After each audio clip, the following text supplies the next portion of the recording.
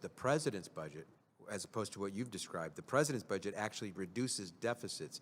It not only extends the life of Medicare and strengthens it, but it reduces deficits moving forward into the future. It makes some painful decisions that some folks may not like, but it does protect Medicare, those benefits, and it does continue to make it available, not just for today's seniors, but the next generation. So we've had an opportunity to dig into this in the Budgetary Committee, and there's definite there's argument over whether that truly does reduce deficits here. I'd and love when to we're go through taking those numbers from with one anybody. pot and just pushing it into the other, we're reducing this. We're not truly going after the solvency here.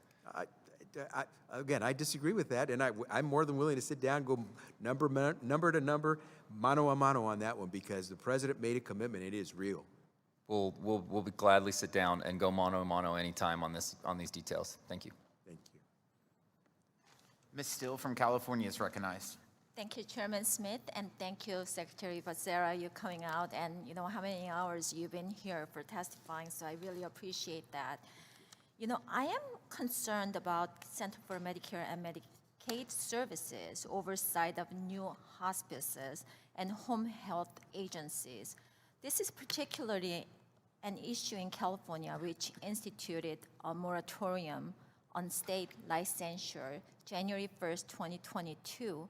Despite this moratorium, hospices in California that previously received state licenses are still being certified by Medicare. In fact, 443 California-based hospices received Medicare certification in 2022. 375 out of 443 were issued in LA County only. Considering the moratorium in California and the state auditor's report highlighting these bad actors, why is Medicare still certifying hospices that are likely engaged in fraud? Congressman, that's a great question. I'm not totally abreast of what the state of California, my state, is doing, but as you will recognize, the laws that guide us on Medicare and hospice care are different from what guides the state of California. What the state can do isn't necessarily what we can do, and vice versa.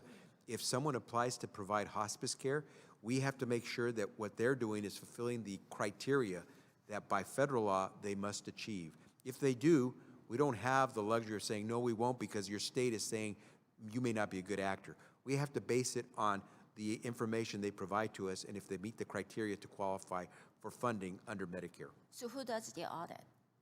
Who does what audit? These hospice cares, especially So hospice care takers. If you're talking about the work that the state has done to suspend further licensing, then it's the state who would do some of those audits. If you're talking about the Medicare program, that's a federal program. The state does not operate Medicare. So Medicare certifications, they were just still giving out to these fraud cases. Medicare would not give out a certificate for operation of a hospice care program if it was doing it fraudulently. Those programs would have to be able to show that they meet the criteria. If they subsequently commit fraud. So who finds out that they are fraudulent certificates or not? Who finds out? Because Medicare certificate that we are talking about here. That's where you rely on the surveyors, the investigators who periodically go in to see how those programs are operating.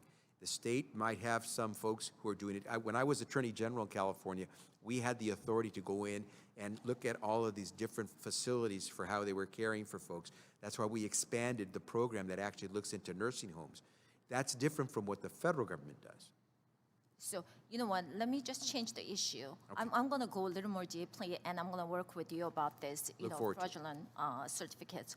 But like last week, constituents of mine from Fullerton and Placentia rallied on Capitol Hill about CMS decisions to deny senior access to vital Alzheimer's treatments.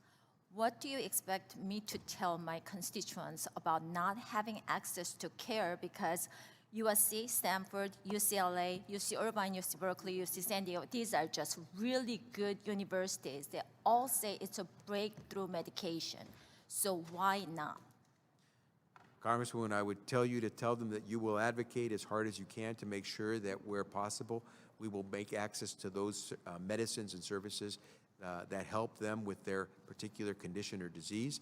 And if they probe even further, you might want to make sure you can tell them the distinction, the difference between the work that the FDA does to make a drug available and the work that CMS does within the Medicare system to make those drugs available for reimbursement within the Medicare program. So how are we going to do that, though? Because they're not reimbursing it. They've been denying those coverages.